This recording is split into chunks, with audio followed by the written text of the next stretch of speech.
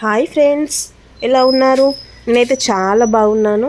ఏం లేదండి, పండక్కి మొన్న మా అమ్మ వాళ్ళ ఇంటికి వెళ్ళినప్పుడు మా నానమ్మ పచ్చి చేపలది నిల్వ పచ్చడి పెట్టారు. చాలా బాగా అనిపించింది టేస్ట్ అయితే. అందుకోసమని ఒకసారి మీరు కూడా టేస్ట్ చేస్తారని వీడియో అప్లోడ్ చేశాను. దానికి సంబంధించిన ఇంగ్రీడియంట్స్: ఫస్ట్ పచ్చి చేపల్ని నీట్గా కడుక్కొని వాటిని మంచిగా అట్లా షాలో ఫ్రై లాగా, బాగా డీప్ ఫ్రై కాకుండా నార్మల్గా ఫ్రై చేసుకోవాలి. ఇంకా నిమ్మరసము, ఆవాలు, జీలకర్ర అవన్నీ రెడీ చేసుకోవాలి. తర్వాత నూనె వేడి చేసుకొని అందులో వెల్లుల్లి కొంచెం దంచేసి వేసిన తర్వాత చల్లవారిన తర్వాత అప్పుడు అందులో నిమ్మరసము వేసుకొని కలుపుకోవాలి.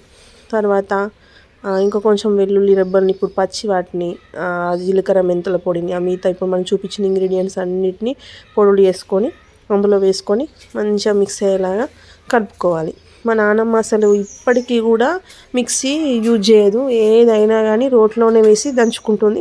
అందుకే కావచ్చు అసలు ఎంత కర్రీస్ చేసినా కానివ్వండి, పచ్చళ్ళు చేసినా చాలా అంటే చాలా టేస్ట్గా ఉంటాయి. మా నాన్నమ్మ కలుపుతుంది, అవన్నీ మిక్స్ చేస్తుంది, కారపొడి వేస్తుంది. ఆమె అంత ఏజ్ అయినా కూడా చాలా యాక్టివ్గా అన్ని పనులు తను చేసుకోగలుగుతుంది. ఇప్పటికీ కూడా అంత బాగా యాక్టివ్గా ఉంటుంది. కారం పొడి కలుపుతుంది.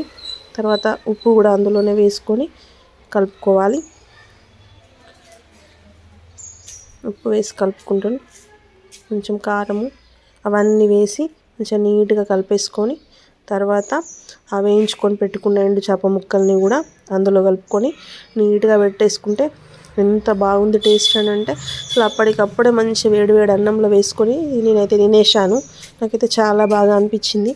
అందుకోసమే ఈ వీడియోను అప్లోడ్ చేశాను. మంచిగా పట్టేలాగా, కాకపోతే ఇంకొక 1-2 డేస్ ఉంచితే ఇంకా టేస్ట్ బాగుంటుంది. కాకపోతే మేము ఎవరి పనులు వాళ్ళు వచ్చేస్తాం కాబట్టి నేను అప్పుడే వేసేసుకొని తినేసిన. చాలా అంటే చాలా బాగా అనిపించింది. మీరు కూడా ఒకసారి ట్రై చేయండి ఫ్రెండ్స్. ఒకవేళ నచ్చినట్టయితే లైక్ చేయండి, సబ్స్క్రైబ్ చేసుకోవడం మర్చిపోవద్దు. మీరు కామెంట్ చేస్తేనే నాకు ఏమైనా మార్పులు చేర్పులు ఉంటే చేసుకోగలుగుతా, ఇంకా మంచిగా చేయడానికి అనుకూలంగా ఉంటుంది. కాబట్టి తప్పకుండా కామెంట్ చేయండి ఫ్రెండ్స్. బాయ్.